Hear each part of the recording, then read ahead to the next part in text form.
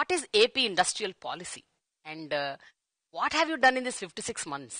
రాష్ట్ర విభజన జరిగిన తర్వాత ఆంధ్రప్రదేశ్ని మనం ఏ రకంగా మనం ఫోకస్ చేయాలి, మనకున్నటువంటి రిసోర్సెస్ ఏంటి, మన రిసోర్సెస్ బేస్ చేసుకొని మనం ఫోకస్ చేస్తున్నాం లేదా, మన రిసోర్సెస్ బేస్ చేసుకొని మన విజన్ ఉందా లేదా అనేటువంటిది ఫస్ట్ ఆఫ్ ఆల్ ఏ నాయకుడన్నా ఆలోచన చేయాల్సినట్టు.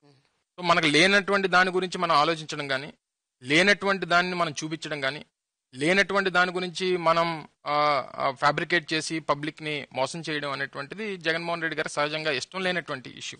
సో మనకున్నటువంటి రిసోర్సెస్, మనకున్నటువంటి లాంగ్ కోస్ట్ లైన్ కానివ్వండి, మనకున్నటువంటి అదర్ రిసోర్సెస్ కానివ్వండి, వీటిని బేస్ చేసుకుని మనం ఏ రకంగా ఎకానమీని జనరేట్ చేయగలుగుతాం, ఏ ఎకానమీని మనం పురోగతి సాధించగలుగుతాం అనేటువంటి దాని మీద లాస్ట్ 56 months మనం వర్క్ చేస్తూ ఉన్నాం.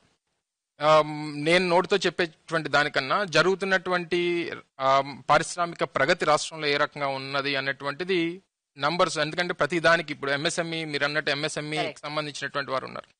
ఇదివరకు ఎంఎస్ఎంఈ అంటే ఏం జరుగుతుంది, ఎక్కడ వారు ఎస్టాబ్లిష్ చేస్తున్నారు అనేటువంటిది రికార్డు ఉండేది కాదు దేశవ్యాప్తంగా కూడా.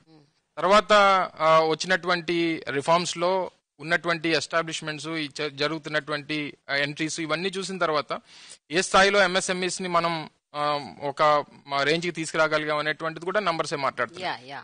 మీరు అన్నట్టు బహుశా దాన్ని మేము ప్రమోట్ చేసుకోలేకపోవచ్చు, జరుగుతున్నటువంటి అభివృద్ధిని చూపించలేకపోవచ్చు, లేకపోతే ప్రమోట్ చేసుకోలేకపోవచ్చు. దానికి వేరియస్ అదర్ రీజన్స్ ఉండొచ్చు, లేదా మాకున్నటువంటి మమ్మల్ని ఫోకస్ చేసేటువంటి మీడియాని మించినటువంటి అదర్ మీడియా సంస్థలు ఉండొచ్చు మా మీద నెగిటివ్ ప్రొపగాండా చేసేటువంటి దానికి. అనేక వేరియస్ రీజన్స్ ఉన్నాయి. సమస్య లేని ఇల్లు ఉండదు, పరిష్కారం లేని సమస్య ఉండదు. బంధాలు గొప్పవి, బాధలు చిన్నవి. మీ సమస్యని మేము పరిష్కరిస్తాం. రండి మాట్లాడుకుందాం.